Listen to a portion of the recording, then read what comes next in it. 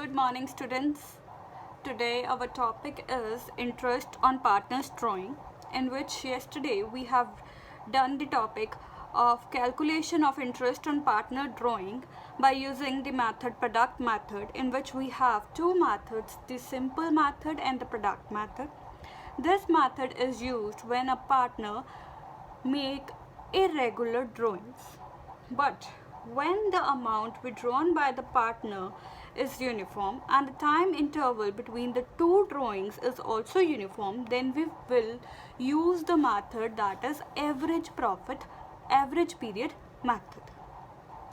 So in this method we have a formula that is interest on drawing. It will be calculated by using formula that is equal to total drawings into rate of interest divided by 100 into average period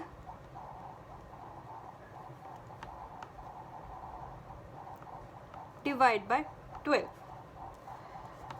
There is a formula to calculate this average period. Average period equals to months left after first drawing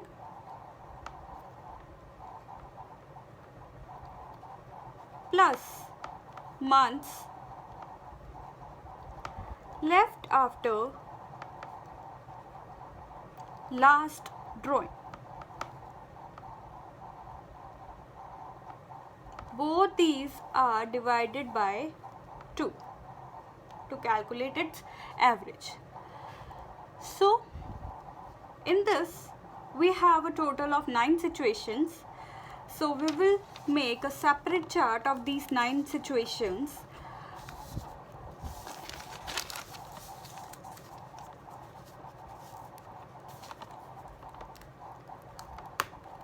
So given heading average period method,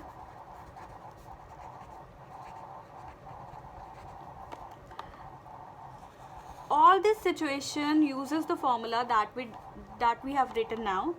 So first of all we just rewrite the formula, that is interest on drawing equals to total drawing into rate of interest divided by 100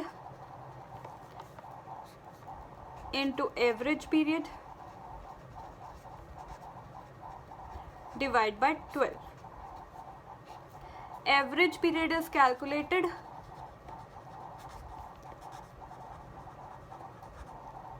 by using a formula, that is the months left after first drawing plus months left after last drawing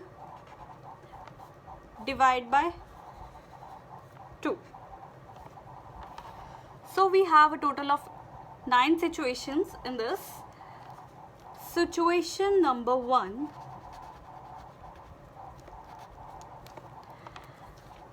A situation where a partner withdraws fixed amount in the beginning of every month. A situation where a partner withdraws fixed amount in the beginning of every month, then the interest is to be charged on the whole month for 6.5 months. So this 6.5 months कैसे calculate हुए? वो कहते हैं कि अगर हमारे पास अगर कोई पार्टनर फिक्स्ड अमाउंट विड्रॉ कर रहा है on the beginning of every month, हर महीने के पहले, सबसे पहले तो वो कह रहा है कि मैं हर महीने एक अमाउंट विड्रॉ करूँगा और वो हर महीने की स्टार्टिंग में विड्रॉ करूँगा, तो जो इंटरेस्ट का रेट है वो कहते हैं जब हम रेट कैलकुलेट करेंगे तो उसमें एवरेज पीरियड हम 6.5 लेंगे. तो वो 6.5 कैसे आएगा? So situation 1, write it down. fixed amount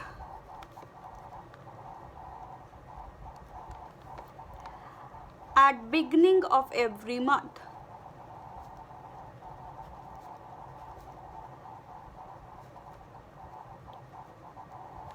तो यहाँ पे हमारे पास एवरेज पीरियड जो है वो 6.5 मंथ का होगा. तो वो कैसे कैलकुलेट हुआ हमारे पास? सबसे पहले interest on drawing equals to total drawing, जितना हमारा टोटल ड्रॉइंग होगा, into rate of interest divide by 100 into average period. Average period कैसे कैलकुलेट हुआ हमारे पास? सबसे पहले वो कहते हैं कि फिक्स्ड अमाउंट हम महीने के सबसे पहले दिन ही बिगनिंग में ही कर लेंगे. तो सबसे पहले यहाँ पे था एवरेज पीरियड का फॉर्मूला दैट मंथ के जो सबसे पहली ड्राइंग है उसके बाद कितने मंथ्स बचे, और जो सबसे लास्ट ड्राइंग है उसके बाद कितने मंथ्स बचे, उन दोनों का एवरेज. तो हमने हर महीने की पहली तारीख को मतलब स्टार्टिंग में ही बिगनिंग में ही उसे विड्रॉ कर लिया. अगर हम बिगनिंग में विड्रॉ कर रहे हैं, हर महीने कर रहे हैं, तो हमारे अप्रैल में अगर हम स्टार्ट कर रहे हैं तो अप्रैल की स्टार्टिंग में ही हमने विड्रॉ कर लिया, राइट. तो अप्रैल की स्टार्टिंग में ही विड्रॉ कर लिया. तो हमारे पास मंथ्स कितने पड़े हैं? अप्रैल, मई, जून, जुलाई, अगस्त, सितंबर, अक्टूबर, नवंबर, दिसंबर, जनवरी, फरवरी, मार्च. तो हमारे पास 12 के 12 महीने पड़े हैं अभी, right. Then plus months left after last drawings. Last drawing कब होगी? वो साल के आखिर में. हमारा फाइनेंशियल ईयर कब ख़त्म होता है? मार्च में. तो मार्च की वो स्टार्टिंग में ही विड्रॉ कर लेगा. तो मार्च के पहले ही मंथ के बिगनिंग में ही विड्रॉ कर लिया. तो मार्च अभी पूरा पड़ा है, तो 1 मंथ अभी पूरा पड़ा है, तो 1 आ गया.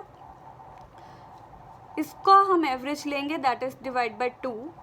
So that is why this become 13 divided by 2, which is 6.5. That is why it is written over here that fixed amount जब withdraw होगी तो 6.5 जो है वो हमारा average period बन जाएगा. ठीक है. So the next situation we have, write it down, situation number 2.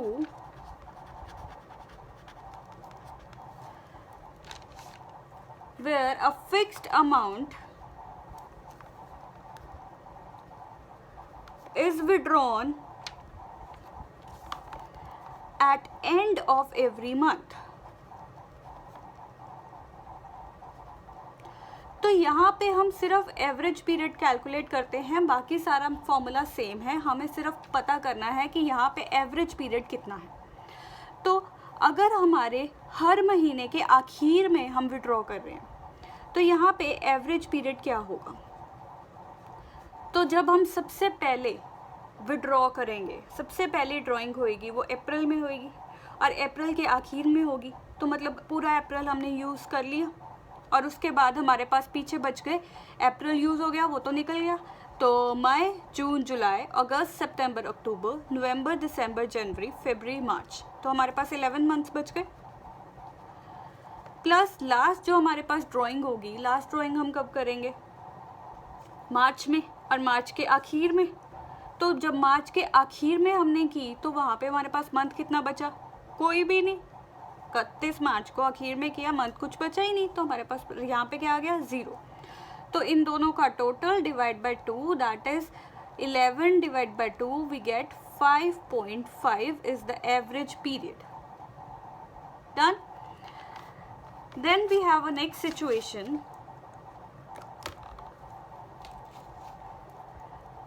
Situation number 3.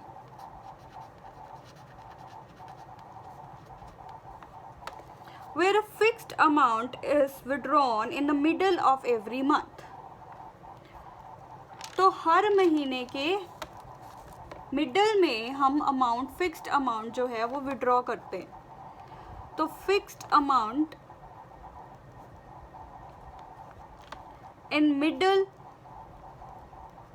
of every month. तो हमारे पास एवरेज पीरियड में वो हर महीने विड्रॉ करेगा। तो सबसे पहले वो अप्रैल में करेगा क्योंकि हमारे अप्रैल में स्टार्ट होता है। तो अप्रैल के हमारे पास अप्रैल का हाफ महीना पड़ा है और बाकी के 11 महीने पड़े हैं, तो यहाँ पे आ गया 11.5 प्लस जब वो लास्ट मंथ ड्रॉइंग करेगा तो मार्च का अभी आधा महीना पड़ा है, तो वहाँ पे आधा महीना 0.5 उसका आ गया डिवाइड बाय 2, तो ये 12 divide by 2 then it become 6। ठीक है बच्चों, यहाँ पे हम कह सकते हैं कि हम मैम डायरेक्टली यही क्यों नहीं याद कर लेते कि अगर बिगनिंग है तो इतना लेना है एवरेज पीरियड, अगर एंड है तो इतना लेना है। Because we get questions in exam जहाँ पे आपको ना तो डायरेक्टली बिगनिंग दिया होगा ना ही डायरेक्टली एंड दिया होगा, आपको सिचुएशंस दे रखी होंगी कि इस तारीख को आपने विड्रॉ किया, अब बताओ आप ड्राइंग कैसे कैलकुलेट करो। तो उसमें एवरेज पीरियड हम हमेशा ऐसे देखेंगे कि उसने कब ड्राइंग किया और उसके पहले ड्राइंग पे कितना टाइम बचा और उसके बाद की ड्राइंग के बाद लास्ट ड्राइंग पे कितना टाइम बचा, और उसको डिवाइड कर देंगे 2, that will be the average period. Directly भी हो सकती हैं कुछ सिचुएशंस ऐसे, लेकिन क्वेश्चन में वो सिचुएशंस भी आ सकती हैं, इसीलिए हमें ये एवरेज पीरियड निकालना आना बहुत ज़रूरी है। ठीक है जी, अब हमारे पास नेक्स्ट सिचुएशन है situation number 4।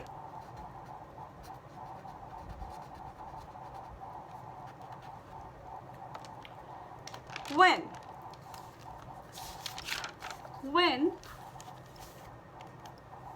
a fixed amount is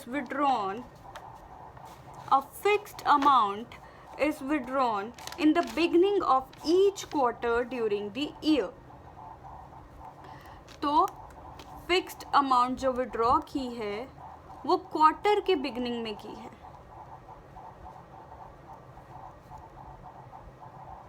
in beginning of every quarter. तो वहाँ पे एवरेज पीरियड क्या होगा, सबसे पहले क्वार्टर पे हम मतलब कि अप्रैल में ही विड्रॉ कर लेंगे क्योंकि बिगनिंग में कहा है। क्वार्टर का बिगनिंग क्या होगा, हमारे पास अप्रैल मई जून, हमारे पास 3 महीने हैं, पहला क्वार्टर है, 4 क्वार्टर्स होते हैं। पहला क्वार्टर अप्रैल मई जून, और पहले क्वार्टर के पहले ही बिगनिंग में ही हमने कर लिया, मतलब अप्रैल में कर लिया। तो अप्रैल के बाद हमारे पास कितना टाइम बचा, सारा का सारा टाइम बचा, पूरा साल बचा, तो 12 महीने।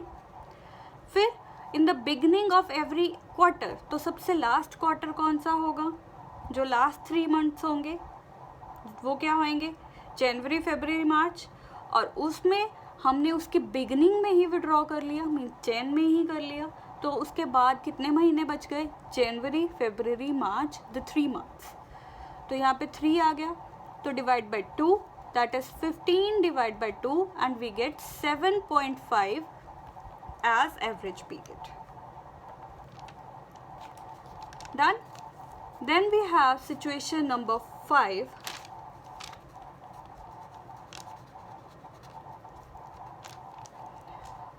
Situation number 5 says that when a fixed amount is withdrawn at the middle of every quarter,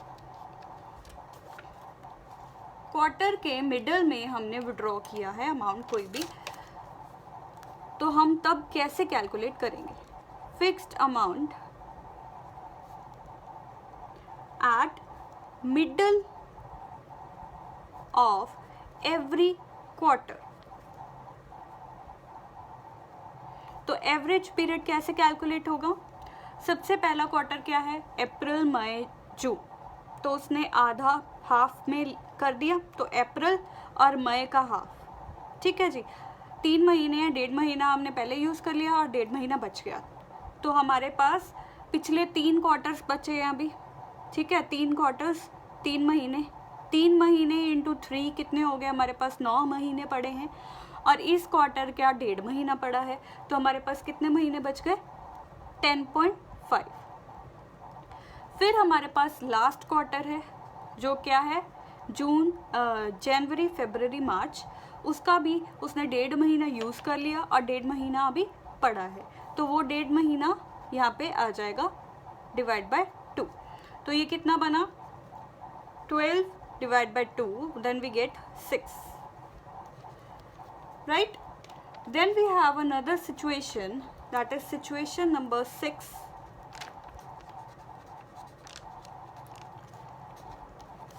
which says that a fixed amount is withdrawn at the end of each quarter.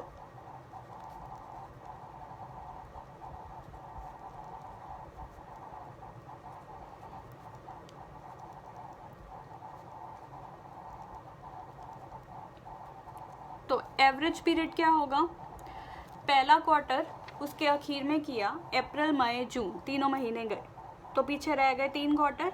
3 quarter के अंदर 3 महीने होते हैं, 3 × 3 कितना बन गया हमारे पास? 9। और लास्ट क्वार्टर का आखिर में किया, तो उसके बाद मतलब जनवरी, फरवरी, मार्च, तो मार्च के एंड में किया, तो मार्च के बाद कुछ भी नहीं बचा, तो वहाँ पे आ गया 0।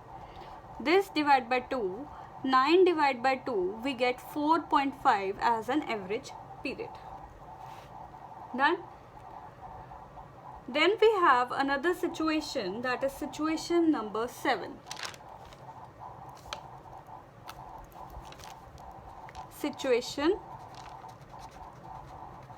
7, where a fixed amount is withdrawn during 6 months. Fixed amount withdrawn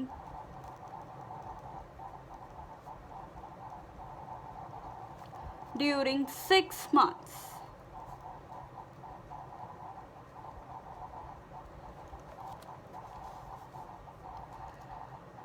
So 6 months का हमारा पीरियड है, और उसमें हमने सिर्फ 6 months को अज्यूम करके क्वेश्चन करना है, और 6 मंथ में भी हमारे पास आगे क्लासीफाई है, और 6 मंथ में अमाउंट जो विड्रॉ की है वो हमने बिगनिंग ऑफ ईच मंथ की है.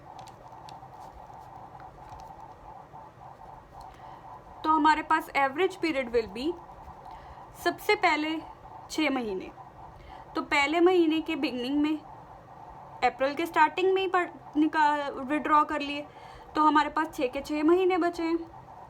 और उसके बाद हमारे पास अप्रैल, मई, जून, जुलाई, अगस्त, सितंबर तक हमारे 6 महीने हुए पूरे, और सितंबर के हमने बिगनिंग में ही विड्रॉ कर लिए, तो हमारे पास 1 महीना उसका पड़ा है. Divide by 2, that is 7 divide by 2, that we get 3.5 months. ये सभी मंथ्स हैं, ठीक है जी.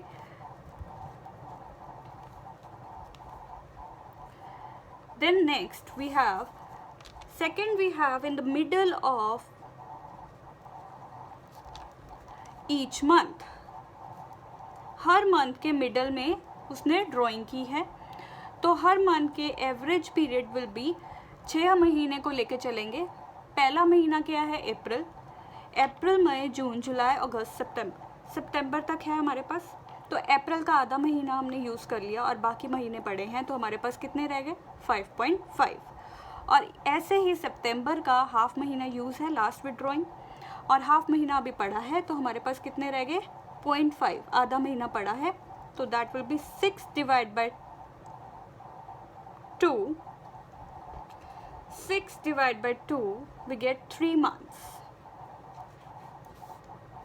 Then third situation is at the end of each month. तो यहाँ पे average period will be end of each month. तो अप्रैल टू सितंबर हमने देखना है. अप्रैल के पहला महीना जो अप्रैल है उसके एंड में किया, तो अप्रैल सारा यूज्ड, पीछे रह गए 5 महीने. ऐसे ही सितंबर है, सितंबर सारा यूज्ड, पीछे रह गया 0, क्योंकि हमने 6 महीने देखने हैं. तो divide by 2, 5 divide by 2, we get 2.5 months. Done. Then next situation we are having is situation number 8. If the date of withdrawal is not given, अगर हमें ये डेट्स ना दी हों कि हमने कब ड्राइंग की है, then the interest on total drawing for the year will be calculated for 6 periods, 6 months only. मतलब अगर हमारे पास date of withdrawal is not given, then we will calculate the average profit. We will calculate the average period as 6 months. तो हम average लेके question solve कर देंगे अगर हमें डेट ऑफ विड्रॉल नहीं पता है. Then we have last situation, that is situation number 9. In this situation, when the rate of interest is given without the word per annum, then the interest is charged without considering the time factor. This means that अगर हमारे पास rate of interest simply लिख रखा है, rate of interest is given, but per annum word नहीं है, not written, तो हम क्या करेंगे, इंटरेस्ट जो है वो कैलकुलेट किया जाएगा without considering the time factor.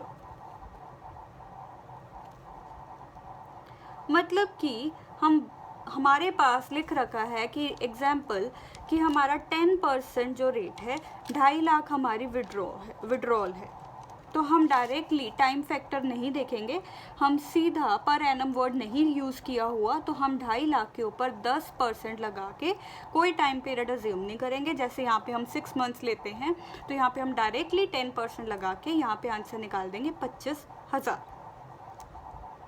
ठीक है बच्चों. So now we will do a question on this topic.